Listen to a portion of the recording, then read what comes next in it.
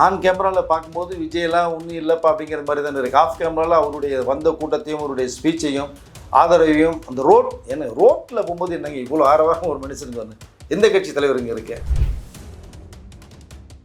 ஆனால் ஒன்றே ஒன்று மட்டும் தெளிவாக தெரியுது, விஜய் வந்ததுனால இங்கே அரசியல் களம் தடுமாறுது டோட்டலாக. உங்கள் பணம் எனக்கு தேவையில்லை, அதனுடைய நோக்கம் இல்லை, அதெல்லாம் தாண்டி நான் வந்தவேன். நான் நல்லது செய்யணும் மட்டும்தான் நான் வந்திருக்கேன் திரும்ப திரும்ப சொல்கிற காரணம் தான்.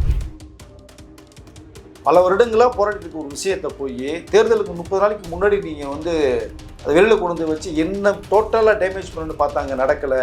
மக்கள்கிட்ட இந்த பருப்பு வேகலை, பெண்களுடைய ஆதரவு மக்களுடைய ஆதரவு எனக்கு இருக்குங்கிறத காமிச்சிட்டேன். அந்த மாதிரி அந்த பையன் டிவிக்கு துண்டு தலைப்பாக்கிட்ட ஒரு 5 வயசு தான் இருக்கும். அந்த சம்பவத்தை யாராவது மறக்க முடியுமா உங்களுக்கு? நேயர்களுக்கு வணக்கம். இன்று நம்மோடு இணைந்திருப்பவர் மூத்த பத்திரிகையாளர் திரு வெங்கடேஷ் அவர்கள். வணக்கம் சார். வணக்கம் சார். நெல்லையை அதிர விட்டாரா விஜய் அப்படிங்கிற கேள்விதான் கேட்க தோணுது.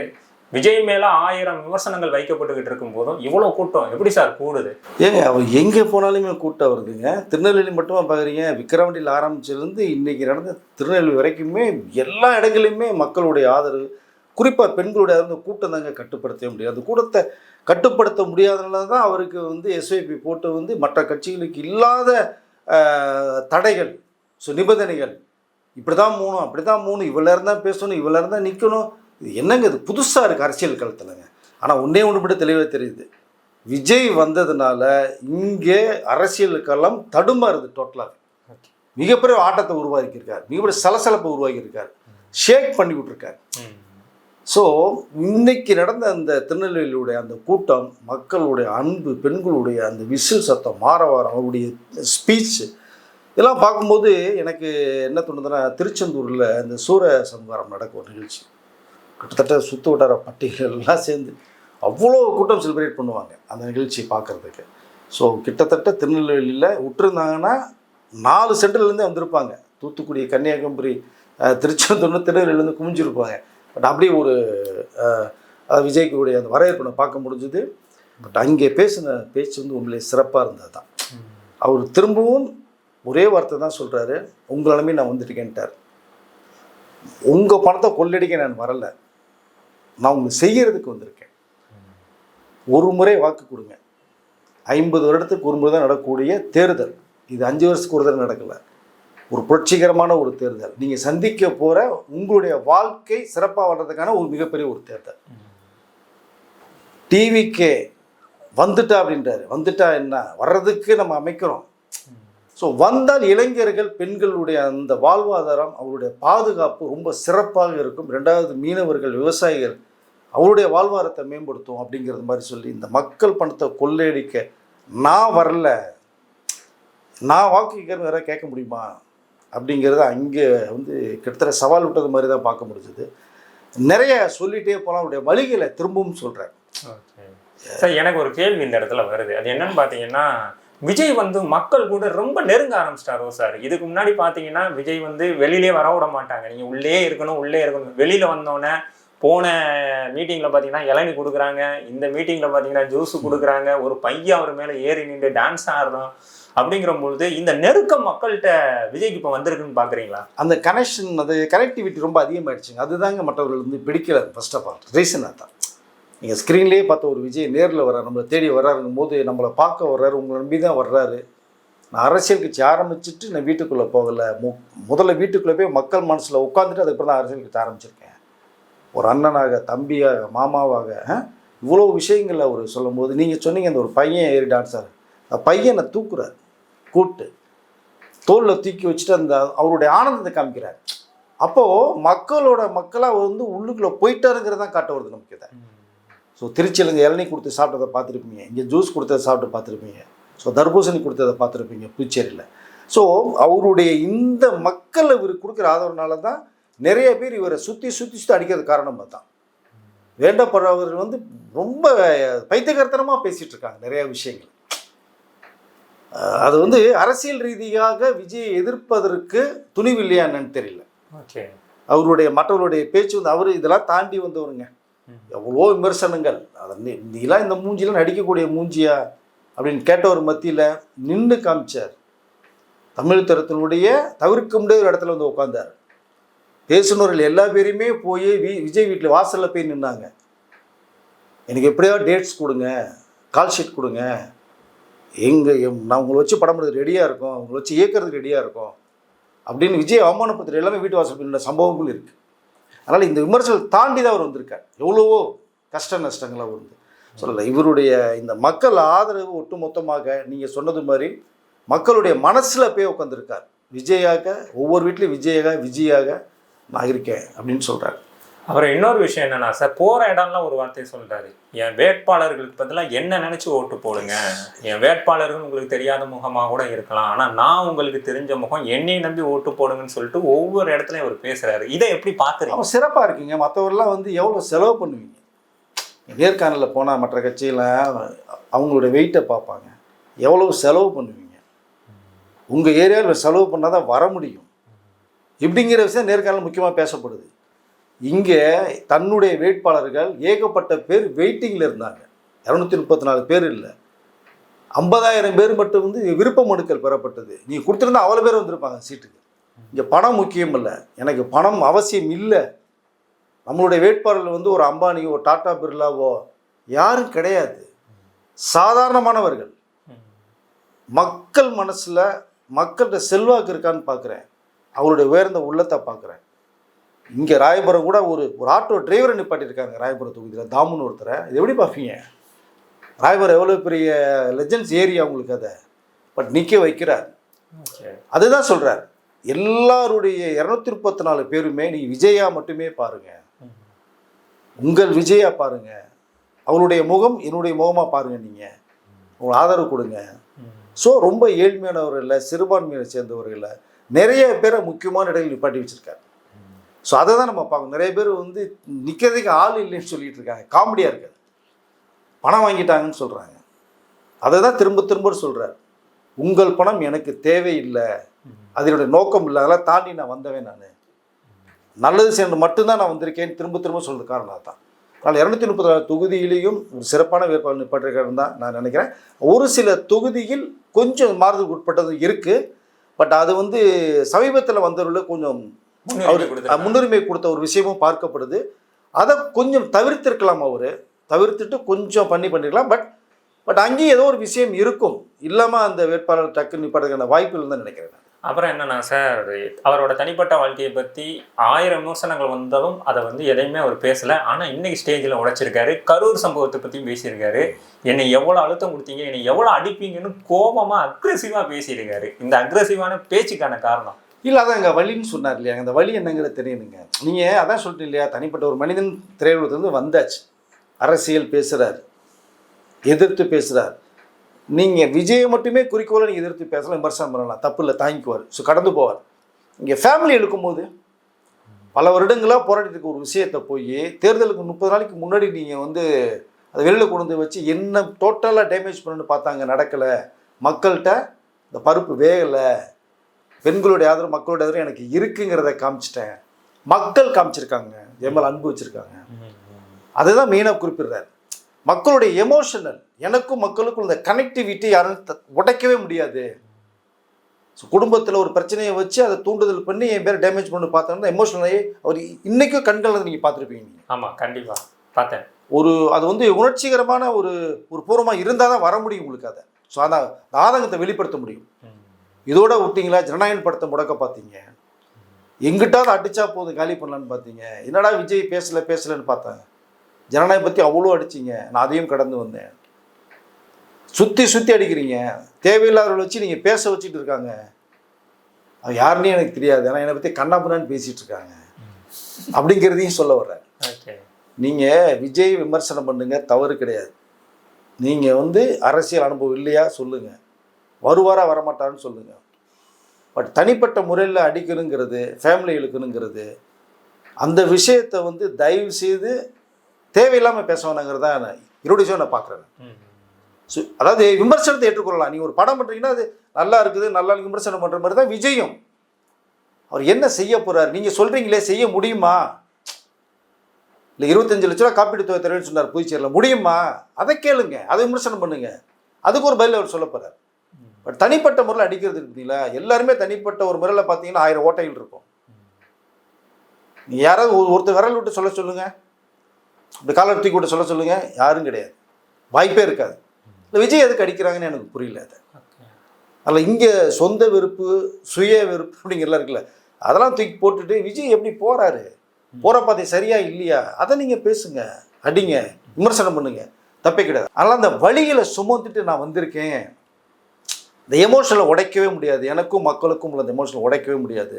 அந்த பாலத்தை உடைக்கணும்னு பார்க்குறாங்க. அந்த பாலம் வந்து சிமெண்ட்டுனால கட்டப்பட்டது இல்லை, அன்பால் கட்டப்பட்ட பாலம். அது யாருனாலும் உடைக்க முடியாதுன்னு தான் நான் நினைக்கிறேன். அப்புறம் என்னன்னா சார் வந்து ஒரு மெயினான ஒரு விஷயத்த அவர் சொல்றாரு, என்னை வந்து என்னென்னமோ பண்ண பிளான் பண்றாங்க, ஜனநாயகனை பத்தி நான் வாயை திறந்து பேசுவேன் அப்படிங்கிறதுக்காண்டி அதுக்கு அவ்வளோ அழுத்தம் கொடுத்தாங்க, இவன் கண்டுக்க மாட்டேங்கிறானே.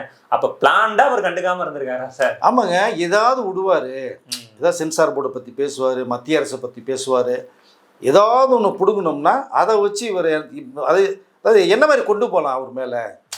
எலெக்ஷனில் நிற்க வைக்க முடியாத அளவுக்கு ஒரு விஷயத்தை நம்ம வந்து பண்ணணும்னா அது விஜய் தரப்புல வந்தானே சரியா வரும். நீ ஆத்திட்டு விமர்சனம் பண்ணிங்கன்னா அது ஒன்றும் வேலைக்கு ஆகாதில்ல. அதனால தான் பல விஷயத்தில் கடந்து போகிறார் அவர். ஆனால் ஏற்கனவே வந்து தலைவா படத்துக்கு அவர் பேசி தான் பெரிய ஒரு பிரச்சனையை உருவாச்சு. அந்த பிரச்சனையில் மீண்டும் வந்துடக்கூடாது. சர்க்கார் படத்தில் ஒரு நடிகராக இருந்ததுனால அவ்வளோ பிரச்சனைகளை ஃபேஸ் பண்ணார். படம் வந்தது தாறுமாறு ஹிட்டு.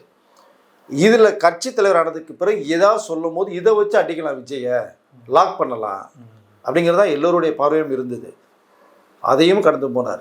மக்களுக்கு எல்லாமே தெரிகின்றார். மக்கள் உணர்ந்தாங்க. ஃபேமிலி பிரச்சனை தான் எடுத்தாங்களா பார்த்தீங்களா?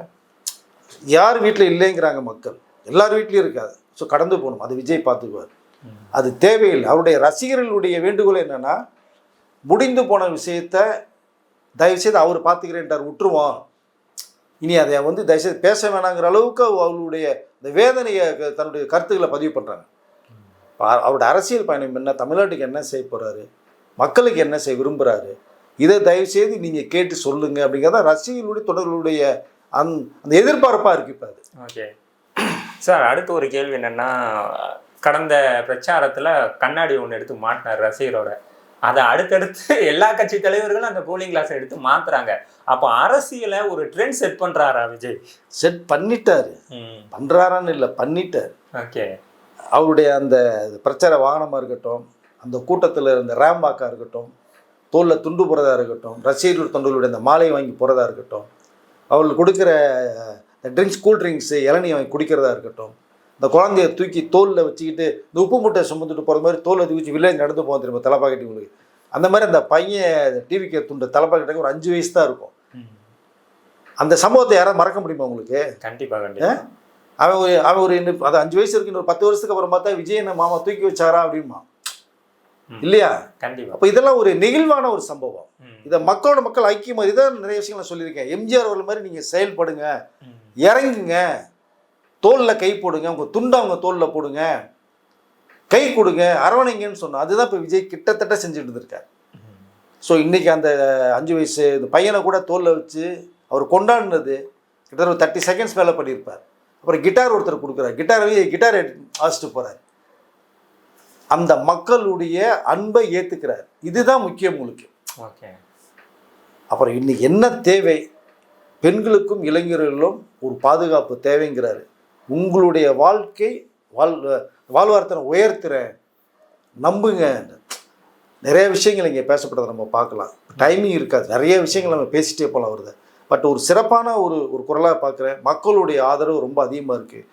குறிப்பாக பெண்களுடைய அந்த அன்பும் ஆதரவும் வந்து குறைக்கவே முடியாது போல் இருக்கு விஜய் கிட்ட. 30 வயசு உள்ளவரைக்குமே சாலிடாக அசால்ட்டாக திரட்டி போயிடுவார் போல் இருக்கு அதை. ஸோ அந்த வாக்கு சதவீதம் இப்போ அதிகமாகவே தான் இருக்குது. கிட்டத்தட்ட இடையில ஒரு சின்ன சர்க்கிள் செஞ்ச மாதிரி நிறைய பேர் விமர்சனங்கள் வந்து உட்படுத்தப்பட்டது. அதனால் அதெல்லாம் இப்போ சமயத்தில் 2 இடத்துல புதுச்சேரியிலையும் இதுலேயும் பெரம்பூர்லேயும் குளத்தூர்லேயுமே தூளாகி ஆகிட்டார். இப்போ அடுத்த கட்டத்துக்கு பிரச்சாரத்துக்கு போகும்போது இன்னும் அவருடைய ஸ்பீடு அதிகமாக இருக்கும். சார், எனக்கு இன்னொரு கேள்வி என்னன்னா சார், இந்த கேள்வி இப்போ என் ஃப்ரெண்டுகிட்ட பேசிக்கிட்டு இருக்கும்போது இந்த விஷயம் வந்தது. சுல்தான் படத்தில் கடைசிவரம் அந்த பாடி கார்டு ஒருத்தர் கூடவே இருப்பாருங்கிற மாதிரி விஜய்க்கு இதில் ஒரு பாடி கார்டு அந்த சுத்தி போடுற மாலை இதெல்லாம் அவர் மேல படாம தடுத்துக்கிட்டு இருக்காரு. கம்பேரிசன் வந்து ஈஸியா சினிமா வச்சு விஜயை கனெக்ட் பண்ணிக்கிறாங்க. ஏன்னா அவங்க பெரிய விஜய் ஃபேன் இல்லை, பட் அவங்களுக்கு டக்குன்னு ஸ்ட்ரைக் ஆனிச்சு. அந்த பாடி கார்டோட விஷயம் ஸ்ட்ரைக் ஆனும் போது மக்கள் இவ்வளோ நெருக்கமா சார் விஜய் கூட இருக்காங்களே, அதுதான் உண்மையா இருக்கு. அதுதானங்க மற்றவங்களுக்கு மிகப்பெரிய ஒரு குழப்பத்தை ஏற்படுத்தியிருக்கு, தயக்கத்தை ஏற்படுத்தியிருக்கு, நடுக்கத்தை ஏற்படுத்தியிருக்கு. நீங்க மக்களுடைய ஆதரவு இருந்ததுன்னா ஒன்றும் அசைக்கவே முடியாது. அவங்க மனசுல உட்கார்றதாங்க கஷ்டம். நீங்க வெற்றி தொழில் மக்கள் கொடுப்பாங்க, அது வேற விஷயங்க, யாரு தருவான்னு தெரியாது. ஆனால் அதற்கு முன்பாக இந்த ஒரு ஆற்றத்தை காமிக்கிறார் பார்த்தீங்களா? மூன்றாவதாக வந்த ஒரு நபர் இன்னைக்கு வந்து நடுவு சென்டரில் உட்காந்துட்டு இருக்காரு அப்படின்னா எப்படி பார்ப்பீங்க நீங்க? வந்த 2 வருஷத்துலேயே அந்த சினிமாவையும் அரசியல் அந்த துறையும் வந்து பிரிக்க முடியாது உங்களால். நம்மளுக்கு வந்து சினிமா தான் வழிகாட்டி, சினிமா தான் அரசியல், அரசியலில் தான் சினிமா. அறிஞர் அண்ணா அவர்கள் எடுத்துக்கங்க இல்லையா? அறிஞர் அண்ணா அவர்கள், கலைஞர் அவர்கள், எம்ஜிஆர் அவர்கள், ஜெயலலிதா அவர்கள், அந்த கேப்டன் விஜயகாந்த் அவர்கள் அரசியல் வந்திருந்தானா இந்த ரஜினி சாருடைய ரூட்டே வேற. பட் உடல்நிலை சரியில்லாமல் வர போனார். இந்த பக்கம் அஜித் அண்ணா டிஎம்கேவுடைய கோப்பேசாமி நியமிக்க வச்சு பார்த்தாங்க அம்மா, அரசியல் வேணும்னு விலகி போனார். இப்போ விஜய். ஸோ இப்போ அந்த சினிமாக்கள் துறை ஹீரோக்களும் அரசியலையும் மக்கள் ஒன்றா தான் பார்ப்பாங்க, அது பிரித்து பார்க்க மாட்டாங்க. அதான் இந்த உதாரணம். ஸோ அந்த பாடி கார்ட்ஸுங்கிறது வந்து விஜய்க்கு தேவை இல்லையா? அங்கேருந்து என்ன வருதுங்கிறது தெரியாது. ஏற்கனவே கரூரில் பாட்டில் விட்டாங்க, வாட்டர் பாட்டில் விட்டாங்க, செருப்பை விட்டாங்க. ஆனால் அந்த சம்பவம் மாதிரி இது வரைக்கும் வேறு எங்கேயும் நடக்கலை. அப்போ இதுலேருந்தே நீங்கள் புரிஞ்சுக்கலாம் என்ன நடந்ததுங்கிறத. சொல்லலை, மக்களுடைய அந்த ஆர்வம் அன்பு இருக்குது. இந்த பாடி கார்ட்ஸுங்கிறது கண்டிப்பாக தேவை. 3 பேர் இருக்காங்க, 3 பேர் முன்னுடைய பார்வைகள் மக்கள் பார்வையில் தான் இருக்கும். யார் என்ன கொடுப்பாங்க, மாலை கொடுத்தா மாலையை வாங்கி தர்றாரு, வேறு ஏதாவது வருமானு பார்க்குறாங்க, ஏன்னா பாதிப்பில் வரக்கூடாதுனால. அதனால் இந்த கம்பேரிசன் வந்து அதான் சொன்னேன், சினிமாவும் அரசியலையும் பிரிக்க முடியாது. அப்புறம் விசில் சின்னத்தை கிராமம் வரை கொண்டு போய் சேர்த்துட்டாப்புல விஜய் அப்படிங்கிற ஒரு இது டாக் இருக்குது. அது எந்த அளவுக்கு சார் உண்மை? ஆமாங்க, விசில் சின்னம் கிடைச்ச உடனேயே உலகம் பூரா போய் ரீச் பண்ணாருங்க. நீ ஒரு 10 நிமிஷத்தில் உலகம் பூரா போய் கண்ணாபுரம் நான் இங்கேருந்து கமெண்ட்ஸ் வர ஆரம்பிச்சது உங்களுக்கு. இப்போ கிராமம் என்ன பெரிய விஷயமா அவருக்கு? இல்லை, கிராமத்தில் இருந்து இது சிட்டி வரைக்குமே அவருக்குள்ள ஆதரவு வந்து நீங்கள் பார்த்துட்டு தான் இருக்கீங்க, இன்னும் பெருகிட்டு தான் இருக்குது. அதில் ஈஸியாக போய் மக்கள்கிட்ட போய் ரீச் ஆகிருக்கு விசில் சின்னம். அப்புறம் சார் இப்போ விஜய் வந்து ஆன் மீடியாவில் ஆன் கேமராவில் தான் எதிர்கட்சி தலைவர்களும் மற்ற கட்சியில் சேர்ந்தவங்களும் விமர்சிக்கிறாங்க. ஆஃப் த கேமராவில் என்னப்பா இந்த ஆளுக்கு இவ்வளோ கூட்டம் வருதுன்னு சொல்லிட்டு ஃப்ரெண்ட்லியாக பேசுகிற இடத்துல பேசுகிறாங்க. அப்படிங்கிற போது விஜய பொலிட்டிக்கலாக தான் வந்து எல்லாருமே வந்து அவர் ஒன்றும் இல்லைன்னு சொல்லிக்கிட்டு இருக்காங்க. வெளியில் அவங்களுக்கு ஒரு பயம் இருக்குது அப்படிங்கிற மாதிரியான தகவல்லாம் வருது. இதை எப்படி பார்க்குறீங்க? நான் கேமராவில் பார்க்கும்போது விஜயெல்லாம் ஒன்றும் இல்லைப்பா அப்படிங்கிற மாதிரி தானே இருக்குது. ஆஃப் கேமராவில் அவருடைய வந்த கூட்டத்தையும் அவருடைய ஸ்பீச்சையும் ஆதரவையும் அந்த ரோட்டில் போகும்போது என்னங்க இவ்வளோ ஆரவாரம் ஒரு மனுஷனுக்கு வந்து எந்த கட்சி தலைவர் இங்கே இருக்கு? பட் இதெல்லாம் பார்க்கும்போது தான் எங்கே இந்த ஏப்ரல் 23ஆம் பெரிய மாற்றத்தை மக்கள் உருவாக்கிடுவாங்களோ அப்படிங்கிற அந்த ஒரு தாட்ஸ் எல்லாருக்குமே இருக்காது. அந்த பயம் இருக்க தான் செய்யுது, மக்களுடைய கையில் தான் இருக்குது. அவர் சொன்னது மாதிரி ஏப்ரல் 21ஆம் சோட்டைக்கடை எடுத்துங்க, முதன்மையாக வாங்க, விசில் சின்னத்தை பார்த்து அழுத்துங்க அப்படின்னு சொல்லும்போது அது வந்து அந்த 5 மணி வரைக்குமே பக்குன்னு தான் இருக்குது எல்லாருக்குமே. மே 4ஆம் ஓப்பன் பண்ணோம்னா ரிசல்ட்டு அப்போவே சொல்லிவிட்டு ஈவினிங்குள்ளே டிக்ளேர் பண்ணுறாங்க. ஸோ இந்த மிகப்பெரிய எதிர்பார்ப்பை உருவாக்கிட்டார். யாருக்கு மெஜாரிட்டி கிடைக்குங்கிற மிகப்பெரிய கேள்வியை உருவாக்கிட்டார். மெஜாரிட்டி கிடைக்கல அப்படின்னால் அங்கே அவர் சொன்னது மாதிரி அவர் தான் கிங்கு, அவர் தான் கிங் மேக்கர், ரெண்டுமே விஜய் தான். ஓகே. ஸோ இப்போ அது எந்த சூழ்நிலையும் மக்கள் தருவாங்க அப்படிங்கிறது தெரியல. அது ஒரு பெரிய என்னன்னா கிரைம் த்ரில்லர், ஒரு கதை படித்தா கூட எண்டில் தெரிஞ்சு போயிருங்க, இது தெரியல மாட்டேங்குதுங்க. தெரிஞ்சிடும். எஸ், மே 4ஆம் தெரிஞ்சிடும். ஸோ அதனால் இப்போ ஊருக்கு போகிறது இவருடைய அந்த பயணம் மற்ற இவருடைய பயணத்துக்கு எவ்வளோ சிக்கல்கள் உருவாக்குறாங்க. மக்கள் சந்திப்புக்கு மக்களை சந்திக்கிறது எவ்வளோ பிரச்சனைகள் கொடுக்குறாங்க. சென்னையில் இன்னும் நிறைய இடங்களில் பெர்மிஷன் வந்து டைம் கொடுக்கலையேங்க. அன்னைக்கு 4 தொகுதி கேட்டு 2 நீங்கள் 2 போக முடியல. சரி போகலான்னு முடிவு பண்ணி போகும்போது பார்த்தோம்னா 12 to 1 கொடுக்குறாங்க, 2 to 6 கொடுக்குறாங்க. அந்த 1 to 2 ட்ராவலிங் வரும். வில்லிவாக்கத்துலேருந்து டீனர் வர்றதுக்கு ஒரு 3/4 மணி நேரம், சாதாரண பைக்கில் வந்து 1/2 மணி நேரம் ஆகிடும். இப்போ அவர் வேனில் வந்தால் கூட்டம் நிறையா வரும், இப்போ 1.5 மணி நேரம் ஆகும். பட் அங்கே 12 to 1 முடிச்சுட்டு 1 to 2 டீனர் போனால் எப்படி போக முடியும்? கஷ்டம். 2 மணிக்கு வரும்போது டைம் முடிஞ்சு போயிருமே. அதான் பிரச்சாரத்தை வேணான்னு ரத்து பண்ணுறாங்க. இது எப்படி பண்ண முடியும்? நீங்கள் கொடுக்குற டைம் ஒன்று, அதற்கு பிறகு சொல்கிற ஒரு டைமு இப்போ விஜய்க்கு மட்டுமே இது வருது. விஜயை எல்லா பேரும் சேர்ந்து விமர்சனத்தில் அடிக்கிறதும் அரசியல் நோக்கத்தில் அடிக்கிறதும் அவருக்கு மேலும் மேலும் ஒரு சிறப்பான ஒரு பேரை தான் உருவாக்கிட்டு இருக்கு. மக்கள் மத்தியில் ஒரு அன்பு அதிகமாக காமிச்சிட்டு இருக்காரு, ஆதரவு பெருகிட்டு இருக்கு. அப்படியே விட்டா கூட அப்படியே இருந்திருப்பார் விஜய். ஜனநாயகம் வந்துட்டு போயிருக்கும் படம். பட் இப்போ ஜனநாயகம் என்ன இருக்கு இருக்கு இருக்கு இருக்கு இவ்வளோ அழுத்தம் வந்து போன தடவை பேசுனா இன்னைக்கு பேசிட்டார். குடும்பத்தில் இருந்த பிரச்சனையை நீ பேசிட்டாரு. ஸோ கண்கலங்க முடிஞ்சதை பார்க்க முடிஞ்சது. மக்களுடைய இந்த கனெக்ஷனை கட் பண்ண முடியாதுன்ட்டாரு.